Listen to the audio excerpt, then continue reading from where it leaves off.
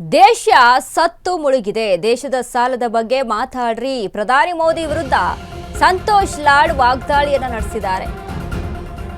ದೇಶ ಸತ್ತು ಮುಳುಗ್ತಾ ಇದೆ, ದೇಶದ ಬಗ್ಗೆ ಮಾತಾಡಿ. ಪ್ರಧಾನಿ ಮೋದಿ ವಿರುದ್ಧ ಸಂತೋಷ್ ಲಾಡ್ ವಾಗ್ದಾಳಿ. ಭಾರತವನ್ನ ವಿಶ್ವಗುರು ಮಾಡ್ತೀನಿ ಅಂತ ಮೋದಿ ಹೇಳಿದ್ದಾರೆ. ಇದೇ ಸ್ಥಿತಿ ಮುಂದುವರೆದ್ರೆ ಭಾರತದಲ್ಲಿ ಬಡತನ ಹೆಚ್ಚಾಗುತ್ತೆ. ಬಿಜೆಪಿ ಅವರು ಭಾರತವನ್ನ ಪಾಕಿಸ್ತಾನದ ಜೊತೆ ಹೋಲಿಸ್ತಾರೆ. ಆದರೆ ವಾಸ್ತವವಾಗಿ ಇವತ್ತು ಪಾಕಿಸ್ತಾನಕ್ಕಿಂತ ಕಡಿಮೆ ಇದ್ದೇವೆ. ಅಫ್ಘಾನಿಸ್ತಾನ್ ಸೇರಿದಂತೆ ಎಲ್ಲ ದೇಶಗಳಿಗಿಂತ ಹಿಂದಿದ್ದೇವೆ. ಮೋದಿ 23 ಪಬ್ಲಿಕ್ ಸೆಕ್ಟರ್ ಕಂಪನಿಗಳನ್ನು ಮಾರಿದ್ದಾರೆ. ಹಣವನ್ನೆಲ್ಲ ಅದಾನಿ ಅಂಬಾನಿಗೆ ನೀಡಿದ್ದಾರೆ ಎಂದು ಕಿಡಿ. ದೇಶ ಸತ್ತು ಮುಳುಗ್ತಾ ಇದೆ. ಕಾಂಗ್ರೆಸ್ ಪ್ರತಿ ಬಾರಿನೂ ಕೂಡ ಅದಾನಿ ಅಂಬಾನಿ ಹೆಸರನ್ನ ಪ್ರಸ್ತಾಪ ಮಾಡುತ್ತೆ. ಅಂದ್ರೆ ಕೇವಲ ಮಾತಿಗೆ ಹೇಳೋದಷ್ಟೇ ಅಲ್ಲ.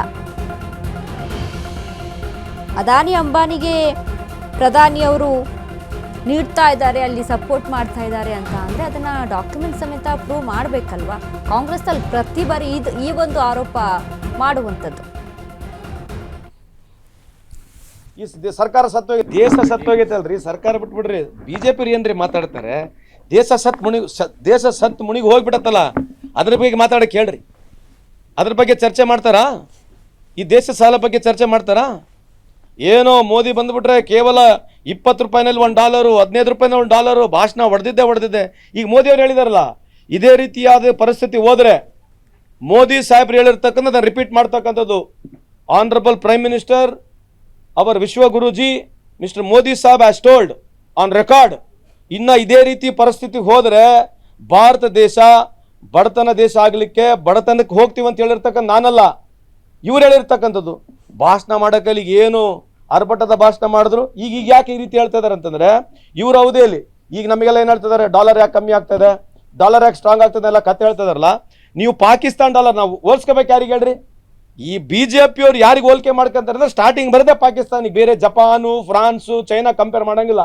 ಇವ್ರು ಕಂಪೇರ್ ಮಾಡದೆ ಪಾಕಿಸ್ತಾನ ಹಿಂಗೆ ಐತೆ.